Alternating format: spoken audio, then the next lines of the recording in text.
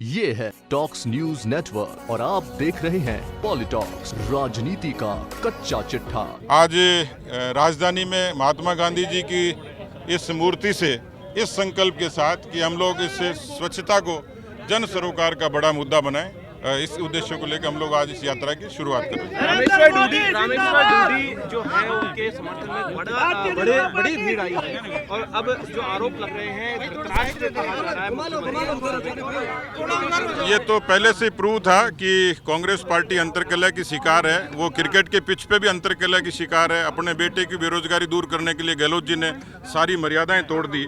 तो शर्मनाक है राजस्थान के लिए इस तरीके की क्योंकि जो लोकसभा में बहुत बड़े अंतर से हारे और उस बेरोजगारी दूर करने के लिए दिखाने के लिए हम निर्विरोध जीत सकते हैं। तो मुझे लगता है क्रिकेट की पिच सियासत की पिच नहीं है। उनको निश्चित रूप से जनता इस बात का जवाब देगी। कहीं लगता है कि इस रामेश्वर डूडी भविष्य में भाजपा में आ जाएगा। हमारे लिए सबके दरवाजे खुले, हम रोशनदान खिड़की सबसे स्वागत करते हैं। जो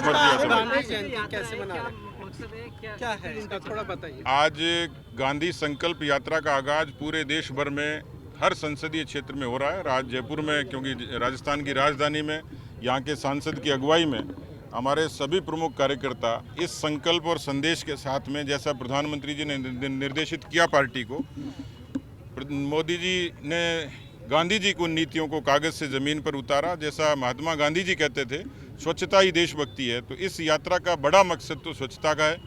दूसरा, मोदी जी ने लाल किले से जैसा आह्वान किया और समय समय पर करते हैं, मन की बात में भी कही कि सिंगल यूज प्लास्टिक इसको बैन किया जाए। तो इस दौरान हम कोशिश करेंगे कि एक ऐसी जागृति पैदा करें जिसमें सिंगल यूज प्लास्टिक को लोग उपयोग न करें। ऐसे कागज़ के थैले भी हम लोगों को बांटेंगे। लेकिन खास मकसद तो सफाई को लेके है कि प्रधानमंत्री जी की अपील के बाद देश में एक बड़ा क्रांतिकारी बदलाव हुआ और ये बदलाव लोगों ने देखा भी है।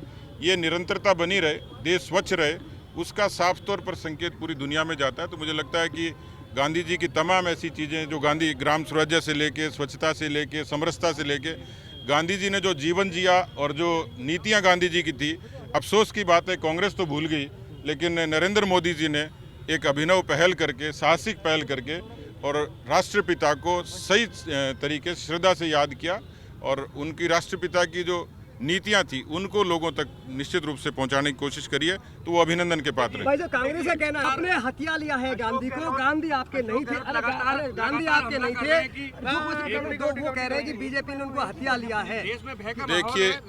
देखिए महापुरुष हथियाए नहीं जाते हैं। महापुरुष किसी एक दल की और किसी एक व्यक्ति की या एक बिरादरी की मिल्कियत नहीं होते हैं। महापुरुष और खासतौर पे गांधी जी तो पूरी दुनिया के विचारक थे, पूरी दुनिया के चिंतक थे, पूरी दुनिया के मार्गदर्शक थे। इसलिए कांग्रेस के इस बात में तो कतई दम नहीं कि हमने हथियाया है। ये ज़रूर है कि कांग्रेस ज़रूर गांधी जी की नीतियों से भटक गई। सत्य अहिंसा के बारे में गांधी जी कहते थे, विद्वेष खुद अशोक गहलोत जी फैलाते हैं। जिस तरीके का राजस्थान में जो वातावरण बना अराजकता का, वो गांधी जी की नीतियों से कतई मेल नहीं खाता है। जिस तरीके का भ्रष्टाचार चरम सीमा पर, गांधी जी ने कभी नहीं कहा। जिस तरीके से तबादला उद्योग पनपा, गांधी जी ने कभी नहीं कहा।